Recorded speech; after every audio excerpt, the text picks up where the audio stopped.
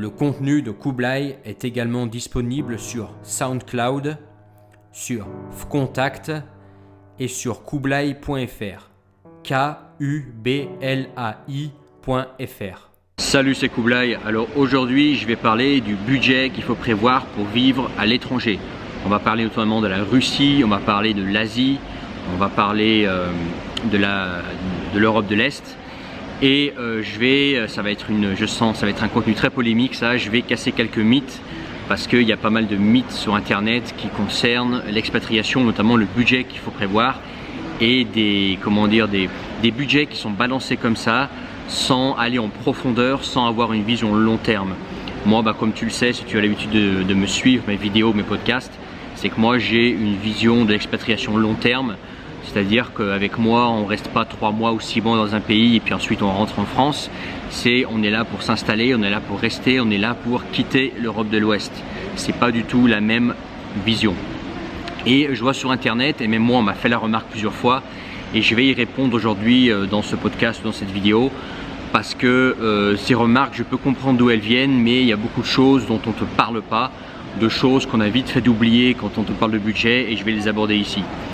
Tu vois, ça concerne notamment les mythes du genre vivre en Thaïlande avec 400 € ou 500 € par mois, ou genre oui, Kublai, tu dis qu'il faut 2000 € par mois pour vivre à Moscou, alors qu'il y a les Russes qui le font très bien avec 500 € par mois. Alors ça aussi, ça m'a doucement fait rigoler. Donc je vais parler de ça en profondeur. Bon, déjà on va parler de la Russie. La Russie, c'est le pays dans lequel je suis actuellement. Pour la Russie, effectivement, tu as le salaire moyen russe actuellement qui est dans les à peu près entre 400 et 500 € par mois. Et tu te dis, écoute, si le salaire moyen russe il est entre 400 et 500 € par mois, moi en venant avec 400-500 € par mois en Russie, je peux m'en sortir très largement. Et non, tout simplement parce que toi en tant qu'Européen fraîchement débarqué, notamment si tu n'as pas vécu ici des années, que tu ne sais pas comment ça fonctionne, tu ne connais pas la Russie en profondeur, parce que tu as la Russie que tu peux voir, en surface, et puis tu as la Russie, comment ça se passe en profondeur ici. Ça prend un petit peu de temps pour comprendre, tu n'as pas les contacts, tu ne connais pas la langue, tu ne connais pas comment ça marche ici, etc. C'est une illusion de croire que tu peux vivre avec la même quantité d'argent qu'un Russe peut vivre ici. Et encore, vivre à la Russe, ça veut tout et rien dire, parce qu'il faut savoir qu'en Russie, les revenus ne sont pas lissés comme en Europe. En Europe de l'Ouest, tu n'as pas de grandes inégalités de revenus, tu vois. Bon, pour certains communistes, ou certains socialistes, ça va paraître des grandes inégalités, mais je peux te dire que ce n'est pas des grandes inégalités. Les grandes inégalités, elles sont ici en Russie. En Russie, ici, tu peux démarrer très bas et finir très haut. Il n'y a pas tu vois, tout le monde gagne à peu près la même chose, ça dépend vraiment des gens, ça dépend vraiment des relations que tu as ici. Ce qui est important en Russie, c'est les relations, ça dépend aussi de tes compétences. Ici, quelqu'un qui nettoie le sol, tu vois, j'ai rien contre ces personnes-là, elle va pas gagner l'équivalent du SMIC, tu vois, ça va vraiment être quelques centaines d'euros à peine. Et par contre, quelqu'un qui est manager d'une entreprise, quelqu'un qui a les bonnes connexions, qui fait du business, elle peut vraiment gagner beaucoup d'argent ici en Russie, plus que certains le font en Europe de l'Ouest. Les inégalités ici sont grandes. Donc quand on parle de salaire moyen russe, en fait, ça veut rien dire parce que ça dépend tellement de facteurs que le salaire moyen russe, en fait, ça veut rien dire, simplement. D'autre part, qu'est-ce que tu appelles vivre à la russe? Est-ce que toi, vivre à la russe, c'est vivre dans un petit appartement tu vois, qui n'a pas été refait depuis 30 ans à la soviétique, avoir une voiture soviétique et puis voilà, manger de la malbouffe et vraiment le strict minimum, etc.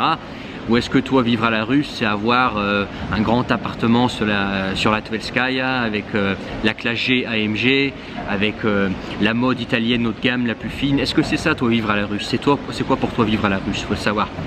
Moi, je connais des Russes qui vivent avec très peu en Russie, mais il faut savoir que 1, ils sont propriétaires de leur logement, 2, ils ont l'eau à volonté, 3, ils ont le bois chauffé à volonté, 4, ils ont du potager, ils achètent pratiquement pas de légumes, ils font tous leurs légumes eux-mêmes, ils ont accès à la viande pas chère et de bonne qualité par les relations qu'ils ont.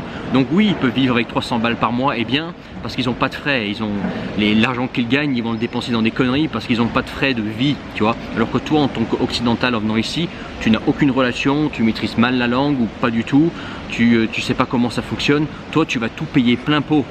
Tu vas tout payer plein pot au départ, donc tu peux pas te comparer à des Russes qui eux sont habitants de la Russie, qui connaissent les rouages, qui sont peut-être propriétaires de logement, qui ont les relations, qui ont plein de termes que toi tu ne maîtrises pas. Toi tu arrives ici, tu payes tout plein pot. D'autre part, quand tu arrives en Russie, comment tu fais pour ta couverture sociale? Il faut bien que tu payes une assurance. Une bonne assurance santé, c'est 100 € par mois à peu près, tu vois, ça peut être plus. Ça va en plus, tu vois, c'est 100 € par mois à peu près, ça dépend des assurances que tu prends, tu vois. Mais plus tu vas vieillir, plus le prix de ton assurance santé en tant qu'expatrié va augmenter, parce qu'il faut savoir que tu as peut-être 20 ans, tu as peut-être 30 ans, tu pètes la forme, mais quand tu auras 40, 50, 60, 70 ans, 80 ans, ton assurance santé va monter, parce que tu n'auras pas la même pêche, tu n'auras peut-être pas, comment dire, là, tu auras peut-être des problèmes de santé qu'il faudra payer. Tout ça, c'est des frais qui sont à prévoir, tu vois. Donc quand tu lisses comme ça un budget sur des années, sur des décennies, 500 € par mois, même 1000 balles par mois, ça suffit pas, tu vois. C'est de la vente de rêve. Ça, c'est des gens qui te vendent ça, en fait, qui te disent, ouais, moi je vis bien, on va y venir à la Thaïlande, tiens. Je vis bien avec 500 000 € par mois en Thaïlande, oui, parce que tu es digital nomade, parce que voilà, soit il y a papa, maman derrière, parce que tu as 20 ans, 25 ans, soit parce que voilà, tu es encore bien rattaché à la France et parce que tu as une vision court terme, tu es juste ici voilà, pour 6 mois, etc. Mais quelqu'un qui a une vision long terme, qui veut vraiment se barrer, se déconnecter de l'Occident, le budget à prévoir, c'est pas du tout le même. C'est pas du tout le même parce que tu as des choses comme la santé à prévoir, comme prévoir ta retraite, entre guillemets, tu vois, il faut investir pour le futur, il faut prévoir aussi un certain pactole pour le futur si jamais il t'arrive une couille.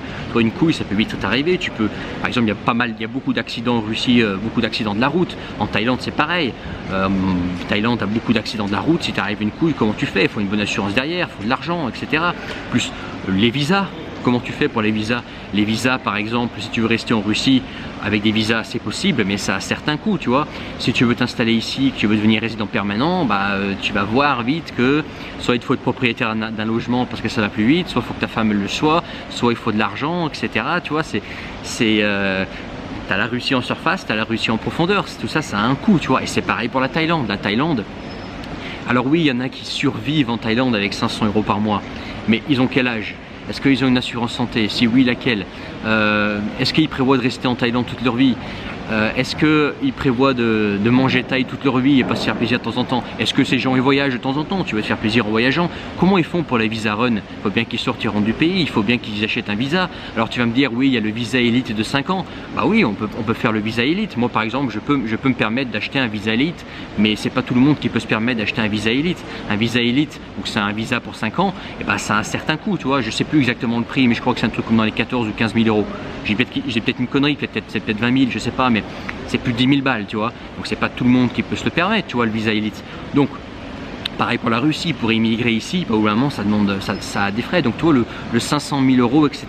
c'est bien pour celui qui travaille en voyageant, dans le sens où il fait un petit tour du monde d'un an et puis voilà, il a un petit budget, et puis parce que ça ne le dérange pas de manger thaï par exemple toute la journée, ou manger de la malbouffe en Russie parce que il est là pour certains temps. Mais en Russie, si tu veux manger de la qualité, si tu veux pas manger de la merde, je peux te dire que c'est un certain budget. Moi par exemple, j'achète des produits on va dire haut de gamme, où je fais venir d'extérieur, des relations que j'ai, des légumes de bonne qualité.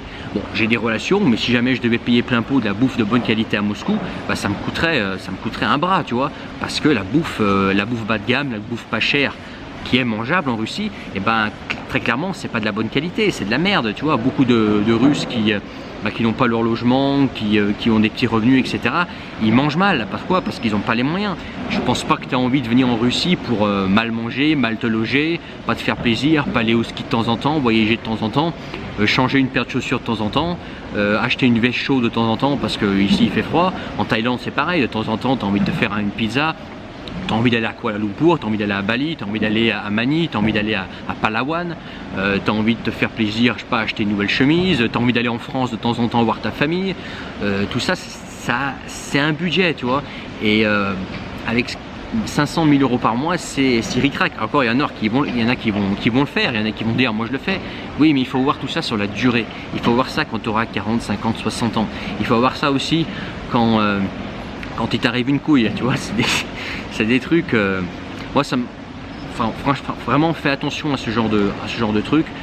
Les 500, 400 € par mois, etc. C'est de l'illusion. C'est quelque chose qui te permet de rester en tampon quelque part. Mais toi, en tant qu'occidental, tu es un occidental, tu n'es pas russe, au moins les premières années. Après, une fois que tu connaîtras, tu pourras t'assimiler, mais tu seras jamais thaï, tu n'es pas thaï, tu ne vis pas à la thaï, toi tu as d'autres besoins, tu as besoin de te vivre climatisé par exemple. Pareil en Thaïlande, t'es pas chez toi, si t'arrive une couille, faut pas compter sur les Thaïlandais pour t'aider, il y aura vraiment personne pour t'aider, il n'y a pas de filet de sécurité, en Russie non plus, en Thaïlande non plus, en Biélorussie non plus, en Ukraine non plus, en Roumanie aussi, tu vois, t'es pas chez toi, c'est toi qui vas payer plein pot, donc tu as besoin d'un budget plus élevé qu'un local, tout simplement, voilà. Donc fais attention à ces, avec 500 € par mois on vit bien, etc. Moi en Russie par exemple, allez, je dirais qu'en dehors de Moscou, si tu es tout seul, je parle même pas d'avoir d'enfants, je te parle même pas d'avoir une bagnole classe, etc. Si tu es tout seul en dehors de Moscou, si tu arrives à dégager 1500 € par mois, voilà, tu es déjà bien. Bien entendu, le but c'est gagner plus, mais voilà, tu es déjà bien. À Moscou, 2000 €. Au-dessus de 2000 €, donc 2000 € ça fait à peu près 150 000 bahts par mois. En tant qu'occidental, ça va, tu vois, tu peux te faire plaisir de temps en temps, tu te loges bien, tu manges bien, etc. Mais c'est pas le grand luxe non plus, tu vois, tu peux pas faire les magasins, tu vois, là je suis dans un centre commercial, tu peux pas faire ce genre de magasin avec 150 000 roubles par mois, tu vois, donc ça fait à peu près du 1000 € par mois, mais ça va. Mais moi je te dirais jamais, viens à Moscou avec 1000 € par mois, non, tu vas avoir une vie de moine, tu vas être dans ton appart, tu vas pas en sortir, tu vas jamais te faire plaisir, ça sert à quoi, tu vois, vise plus haut, quitte à avoir du budget qui te reste, tu vois, il faut mieux que tu prévois large que prévoir pas assez. Tu vois, moi, la Thaïlande, je sais qu'on peut vivoter avec 500 000 € par mois, tu vois, on peut vivoter. Mais si tu veux commencer à vivre bien, par exemple, à Bangkok, tu vois, et ne pas avoir une vie misérable, tu vois, où tu peux pas te faire plaisir, tu peux pas en sortir, tu dis merde, s'il m'arrive une couille, je suis dans la merde, j'ai aucun sou de côté. Allez, à Bangkok, allez, minimum 1500, tu vois, allez, 2000. Si tu veux être large et que tu as une vision long terme, je dirais 2005 pour la Thaïlande. La Russie, pareil, tu vois, 2000 c'est vraiment le minimum. Mais après, si tu veux une famille ici, tu veux une bonne voiture, tu veux un grand appartement, tu veux te faire plaisir, 2000 € par mois, c'est pas suffisant ici, tu vois. Ici, ce sera comme en France, tu vois. Ne pars pas à l'étranger pour réduire tes frais, tu vois. Si tu peux les réduire, tant mieux, mais pars pas à l'étranger en disant je vais faire des économies, etc. Tu prévois le même budget qu'en France, tu prévois voilà ce que tu gagnes en France, et tu pars pour d'autres raisons. Tu pars pour une meilleure qualité de vie, tu pars parce qu'ici tu vois plus d'avenir, par exemple en Asie, en Europe de l'Est, en Russie, parce que tu as une vie qui est meilleure. Mais ne pars pas pour dire je vais dépenser moins et je vais vivre rikiki. Parce que tu as plein de frais cachés, on t'en parle pas, vite dans les vidéos, on t'en met plein la vue sur les plages, etc. Tu as plein de frais cachés, notamment si tu vises le long terme, dont on ne parle pas, et il faut que tu tiennes compte, ok? Donc les 400 €, 500 € par mois en Russie, etc. Quand tu démarres, non. Thaïlande, non plus. Une fois que tu seras au fond d'Isan et que voilà, si ton but c'est vivre à la Thaï au fond d'Isan, ok, pourquoi pas, mais c'est pas tout le monde qui va faire ça. Si ton but c'est de vivre à la russe au fond de la Sibérie et que tu es autosuffisant comme un russe, que tu es propriétaire de ta maison, que tu as l'eau, tu as le bois à volonté, que tu fais ton propre potager et que tu as ton voisin qui te donne de la viande ou de la viande pas chère, là oui effectivement on parlera des 300 € par mois, 400 € par mois, mais fraîchement débarqué en tant qu'occidental, que ce soit en Asie, en Europe de l'Est ou que ce soit en Russie, non, ok. D'abord, tu construis une bonne base en France, tu dégages au moins 1500, 2000 € par mois, et encore je te dis, c'est pas le grand luxe, hein, je te parle, c'est vraiment voilà, pour être bien. Et puis une fois que tu seras sur place, tu penseras à gagner plus, etc. si tu le veux, mais ne pars pas avec un budget moins parce que tu as plein de frais, et encore moi je suis sûr que j'oublie plein de frais dans ce podcast, dans cette vidéo. J'oublie plein de frais dont voilà. Par exemple, je sais pas, tu casses une paire de lunettes, il faut racheter une paire de lunettes. Je sais pas, par exemple, peut-être que tu veux une voiture, tu vois, une voiture en Thaïlande, et même avec 1000 € par mois, tu peux pas avoir une voiture en Thaïlande, tu vois. Donc bon, bref, tout ça pour te faire réfléchir, fais attention à ce genre de discours et prévois large. Il faut mieux prévoir plus large, il faut mieux prévoir trop large, avoir de l'excédent que de te dire merde, j'ai pas assez d'argent, il m'arrive une couille, comment je vais faire pour payer mon billet d'avion, mon visa, ou si jamais je casse quelque chose, comment je fais pour payer l'hôpital. Ça c'est pourri comme situation. Regarde en bas de ce podcast, en bas de cette vidéo, tu as accès à la lettre d'Eurasie. Dans la lettre d'Eurasie, je partage plus de contenu qui est pas partagé sur les réseaux sociaux, donc tu ne verras pas sur YouTube, sur Facebook, Instagram et tous les réseaux sociaux qu'il y a.